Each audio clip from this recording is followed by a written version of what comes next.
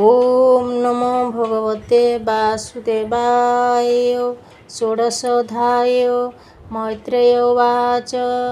भृगुअङ्गिरा मुनि जेते ऋषिये मिलिले समस्ते भाळन्ति अति मन दुखे प्रजार क्षण राजके कहन्ति जेबे नाही राजा दुष्टे लुटिबे जन प्रजा एमନ୍ତ विचारी समस्ते बेणुर जननी अग्रते राज्यर क्षणे धर्म कही सकल जने रुण्ड होई विचार करी अतिरेके बेणुकु राज अभिषेके निज भुवने कले राजा जेणे रक्षित जन प्रजा दुष्टे जे थिले दुष्टपणे लुटिबे बोली प्रजा गणे बेणुर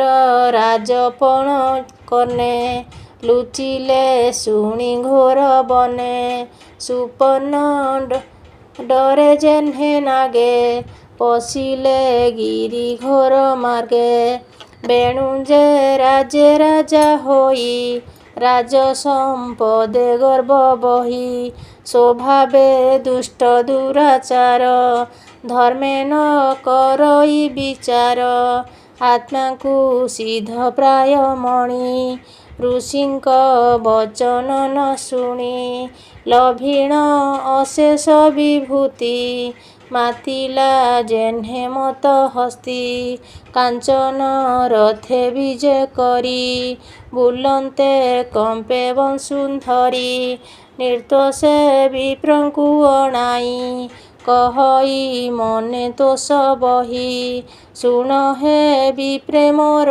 बाणी मुंजे जगते नृपमणि मोहर वचन तुम्हर स्वभावे पाळिबा बेभार देख मोहर बेनी भुज अष्टदिग पालंक तेज मुंजे प्रत्यक्ष भगवान देख मोहर वन चिन्ह ब्राह्मण आदि चारि वन पाशे बसाई प्रजागण आत्मा को सिद्ध प्राय मणि कहई असंभव बाणी शुण सकल प्रजा जने ब्राह्मण आदि चारि बने मो राज्य यज्ञ न करिब पितृदेवता न पूजिब दान न देव विप्र हस्ते तीर्थ न जीव पाद गते संसारे धर्म कर्म जेते सकल समर्पिब मोते मोत हूँ बड़ नाही आन मुसे प्रत्यक्ष भगवान मो नाम जपुथिब तुंडे मोते पूजिब अग्निकुंडे से जे मोर वाक्य न करिब मो राज्ये दंडे हे नथिब जीवन नाशिबी ताहार सर्वसंपद करी दूर एमंत पुर ग्राम देशे हस्तीर कंधे भेरी घोषे घोषणा देला सर्वदेशे शुणी सकल जन त्रासे बेणुर वाक्य शिरे कले सकल धर्म उपेक्षिले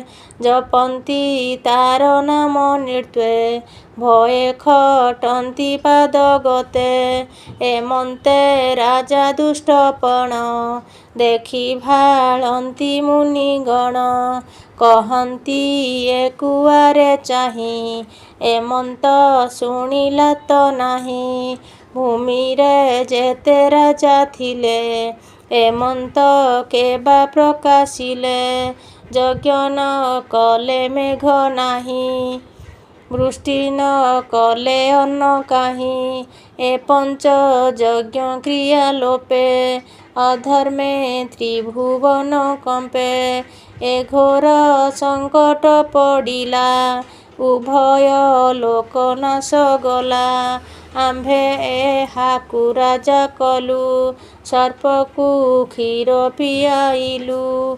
ସେ ଯେବେ ବଢ଼େ ଅତି ଘୋରେ, କ୍ଷୀରଦାତାର ପ୍ରାଣ ହରେ। ଆମ୍ଭେ ନ ବୁଝି କର୍ମ କଲୁ, ବେଣୁକୁ ରାଜପଣ ଦେଲୁ। ସର୍ପକୁ ଦେଲୁ କ୍ଷୀର ଗ୍ରାସ, ଆମ୍ଭେ ହୋଇଲୁ ଏବେ ନାଶ। ସୁନିଥା ଗର୍ଭରୁ ସମ୍ଭୂତ, ସ୍ୱଭାବେ ଯମ ସୁତାସୁତ। ଆମ୍ଭେ ଏହାର ପାଶେ ଯିବା, ଧର୍ମ ବଚନ ବୁଝାଇବା। ଏ ଯେବେ ବୋଲ ନ କରିବ, ଅଧର୍ମ ଭାବେ ନ ମରିବ। ଏତେ ବିଚାରି ବିପ୍ରଜନେ, ମିଳିଲେ ବେଣୁ ସନ୍ନିଧାନେ। କଲ୍ୟାଣ କରି ବେଦନାଦେ, ବୋଧିଲେ ସାମଗାନ ବାଦେ। ହେ ନୃପନାଥ ଶୁଣ ଧୀରେ, ଯାହା କହିବୁ ତୋ ଛାମୁରେ। ଯେଣେ ହୋଇବ ତୋର ଲାଭ, ଜଗତେ ଯଶ କୀର୍ତ୍ତି ଥିବ। ମନ ବଚନ ଦେହ ଗତେ, ଯେ ପ୍ରାଣୀ ଥାନ୍ତି ଜନହିତେ। ଏବେନି ଲୋକ ସେ ଜିଣନ୍ତି, ନ କଲେ ଜୀବନ୍ତେ ମରନ୍ତି। ପ୍ରଜାଏ ଧର୍ମ ଆଚରିଲେ, ନୃପ ସମ୍ପଦ ବଢ଼େ ଭଲେ। ସେ ଧର୍ମ ଯେବେ ନାଶ ଯାଇ, ନୃପ ସମ୍ପଦ ଆଉ କାହିଁ।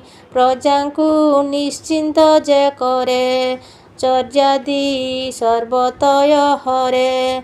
ସେ ରାଜା ଇହ ପରଲୋକେ, ଆନନ୍ଦ ମନେ ରହେ ସୁଖେ। ଯେ ରାଜ୍ୟ ପରଦେଶେ, ବିଷ୍ଣୁଙ୍କୁ ପୂଜନ୍ତି ହରଷେ। ସେ ରାଜା ଯଜ୍ଞେ ପୂଜା ପାଇ, ବିଷ୍ଣୁ ସନ୍ତୋଷେ ଦୟା ବହି। ରାଜା ପରଜା ସୁଖ ବହେ, ଏ ଧର୍ମ ଚାରି ବେଦ କହେ।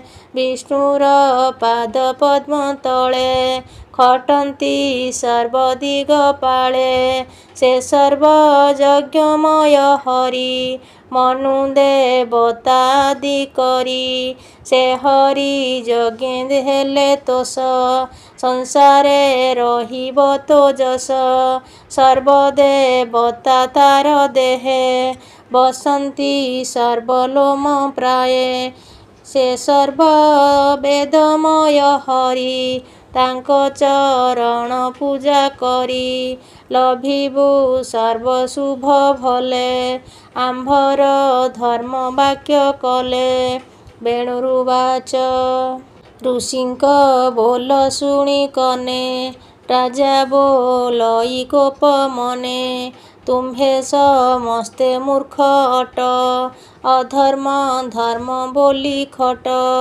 ମୁଁ ଅଟେ ଅନ୍ନଦାତା ସ୍ୱାମୀ, ମୋତେ ନ ପୂଜ ମୂଢ଼ଗାମୀ। ନୃପ ସ୍ୱରୂପ ଈଶ ମୁହିଁ, ମୋତେ ନ ପୂଜ ଆଜ୍ଞା ବହି। ଏ ଅପରାଧେ ଇହ ଲୋକେ, ସୁଖ ନ ମିଳେ ଅନ୍ୟ ଲୋକେ। ଯଜ୍ଞ ପୁରୁଷ କେ ଅଟଇ, ମୋ ବିନୁ ଅନ୍ୟ କେହି ନାହିଁ। ଦେଖ ନୃପତି ଏ ଶରୀରେ, ଦେବେ ବସନ୍ତି ଅଧିକାରେ। ବିଷ୍ଣୁ ବିରଞ୍ଚି ମହେଶ୍ୱର, ଇନ୍ଦ୍ର ପବନ ଦିବାକର। ଯମ ରାଜନ ଧର୍ମଦାତା, ସୋମ ଧରଣୀ ଭସ୍ମ କର୍ତ୍ତା। ଇନ୍ଦ୍ର ବରୁଣ ଆଦି ଯେତେ, ସର୍ବେ ବସନ୍ତି ନୃପ ଗାତ୍ରେ। ଯେ ବର ଶାପ ଦିଅନ୍ତି ଲୋକେ, ନୃପ ଶରୀର ଏକେ ଏକେ। ଏ ଦେହେ ମହିମା ନ ଜାଣି, ଅଧର୍ମ ଧର୍ମ ପରିମାଣି। ଏଣୁ ତୁମ୍ଭର କର୍ମ ଯେତେ, ସେ ଧର୍ମେ ପୂଜା କର ମୋତେ। ମୋହର ଅଙ୍ଗେ ବନ୍ଦୀ କର, ଏ ଧର୍ମ ସ୍ୱକର୍ମ ତୁମ୍ଭର। ସୁଯଜ୍ଞ ଭୋଗ ମୋର ଦେହି ମୋତହୁଁ ଅନ୍ୟ ଦେହ ନାହିଁ। ସୁଯଜ୍ଞ ଭୋଗ ମୋର ଦେହି ମୋତହୁଁ ଅନ୍ୟ ଦେବ ନାହିଁ। ଏମନ୍ତ ବିପରୀତ ମତି ଭଜିଲା ପାଷାଣ୍ଡଙ୍କ ଗତି। ମୁନିଙ୍କ ଅନୁରୋଧ ବାଣୀ ନିଶ୍ଚେନ କଲା ନୃପମଣି। ସ୍ୱଭାବେ ଦୁଷ୍ଟ ଅନର୍ଗଳ ଆତ୍ମାଙ୍କୁ କଲା ଅମଙ୍ଗଳ। ଏମନ୍ତ ମୁନିଙ୍କ ବଚନେ ଅବଜ୍ଞା କଲା ଦିନେ ଦିନେ। ଆତ୍ମା ପଣ୍ଡିତ ମାନ୍ୟ କରେ ମୁନିଙ୍କ ବଚନ ନ ଧରେ।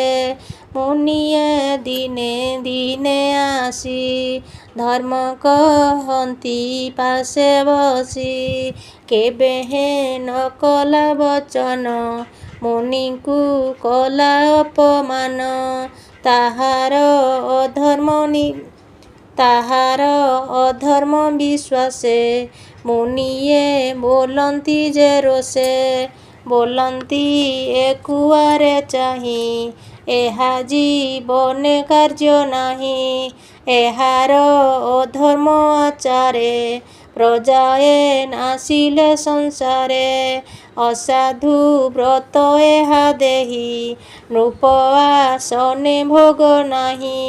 ଅସାଧୁ ବ୍ରତ ଏହା ଦେହି ନୃପ ଆସନେ ଭୋଗ କାହିଁ। ଯେ ରାଜା ଲାଜ ଦୂର କରି ଜଗେ ନିନ୍ଦନ୍ତି ନର ହରି।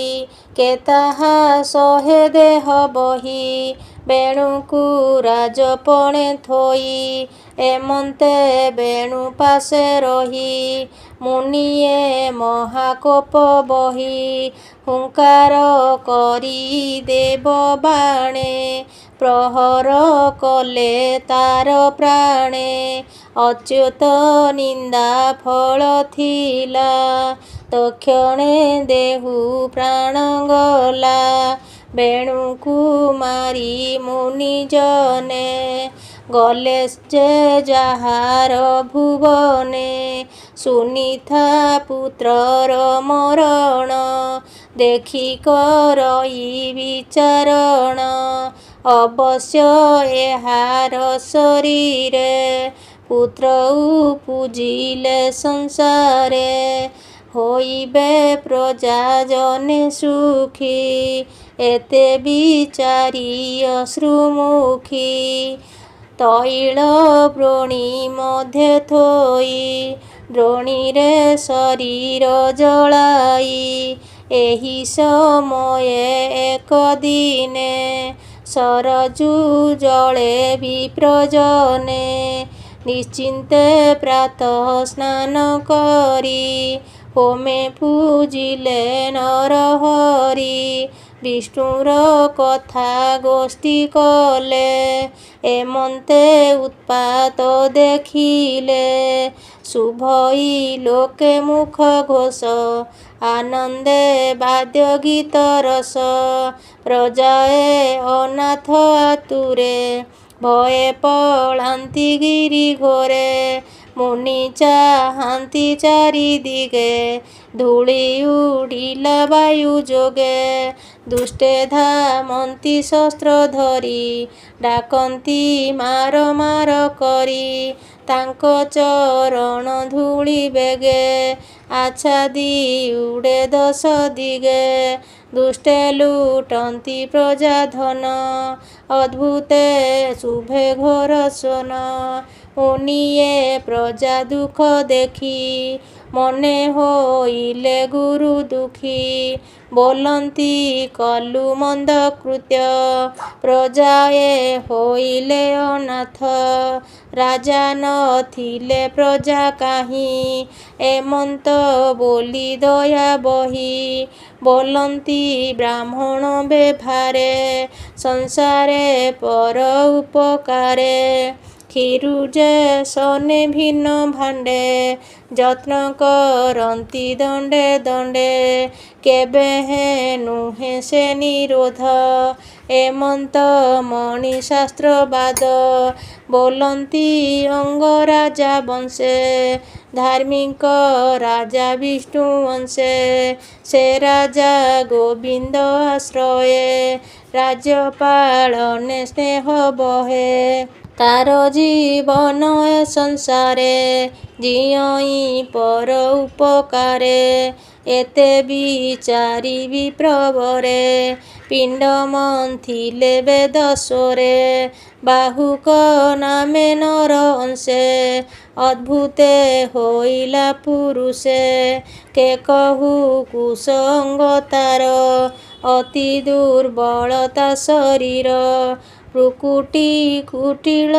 ବଦନ ଅରୁଣ ବିରାଜେ ଲୋଚନ ବୁଧ ତରୁଣ ହୃଦୁ ନାଶ ତାମ୍ରର ପ୍ରାୟ ମୁଣ୍ଡ କେଶ ବିପ୍ରଙ୍କ ମୁଖକୁ ଅନାଇ କହଇ କି କରିବି ମୁହିଁ ତାହାର ରୂପ ଦେଖି ମନେ ବିଚାର କଲେ ମୁନି ଜନେ ଦେଖ ଅଦ୍ଭୁତ ଏହା କାଏ ରାଜା ଆସନେ ଯୋଗ୍ୟ ନୁହେଁ ଏହାକୁ ଆମ୍ଭେ ରାଜା କଲେ ସଂସାର ନାଶିବ ଏ ଭଲେ ଏମନ୍ତେ ବିପ୍ରେ ବିଚାରିଲେ ନିଷାଦ ବୋଲି ଆଜ୍ଞା ଦେଲେ ବୋଇଲେ ବନେ ହୁଅ ରାଜା ଗିରି କାନନେ ତୋତେ ପ୍ରଜା ନିଷାଦ ଗଣେ ତାର ବଂଶେ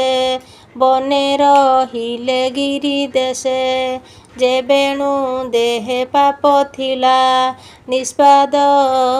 ନିଷାଦ ରୂପେ ବନେ ଗଲା ନିର୍ମଳ ଦେଖିବେନୁ ଅଙ୍ଗେ ପୁଣି ମନ୍ଥିଲେ ବାହୁ ଯୁଗେ ନାରୀ ପୁରୁଷ ଏକ ମେଳେ ଜନ୍ମିଲେ ବେଦ ମନ୍ତ୍ର ବଳେ କହଇ ବିପ୍ର ଜଗନ୍ନାଥ ଭାଷା ପ୍ରବନ୍ଧେ ଭାଗବତ ଇତି ଶ୍ରୀମଦ୍ଭାଗବତେ ମହାପୁରାଣେ ପାରମହଂସ ସଂହିତାୟା 82 ଚତୁର୍ଥ ସ୍କନ୍ଧେ ନିଷାଦ ଜନ୍ମ କଥନେ ବନେ ରାଜକରଣେ ନାମ ଷୋଡ଼ଶୋଧ୍ୟାୟୋ ଓಂ ନମୋ ଭଗବତେ ବାସୁଦେବାୟ।